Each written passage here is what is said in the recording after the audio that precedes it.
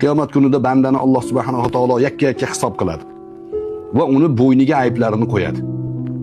Falon ayb qilgansan, aybini e'tirof qil deydi. Banda aytadi, falon ayb qilganman, piston, falon joyda zino qilganman, piston joyda yolg'on gapirganman, hammasini aytadi. Bo'ldimi deydi? Ha, bo'ldi. Falon narsani ham qilgansan-ku deydi.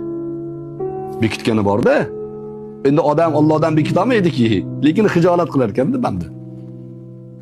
Ha, uni ham qilganman deydi. Falondan bor-ku deydi. To'g'ri, uni ham qilganman deydi.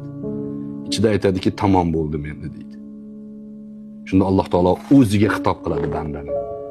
Shu gunohlaringni hammasini yashirganmidim deydi. Ha, yashirgan. Hech kim bilmaganmidi? Ha, bilmagan. Hammasini savobga aylantiraman deydi. Kechirgisi kelyapti-da Alloh taolo, kechirib yuboradi iymoni bo'lsa. Hammasini savobga aylantiraman desa, banda. Parvardigoro falon joyda falon qilgan gunohim ham bor derkan. Savobga aylanganini ko'rgandan keyin e'tirof yana yangitdan boshlanadi. Shunda hadisda keladi rivoyatda Alloh taolo kuladi. Qur'onda Alloh taolo la taqnatu min rahmatillah innalloha yaghfiru zunuba jami'a degan. Allohning rahmatidan noumid bo'lmanglar. Alloh hamma gunohlarni kechiradi.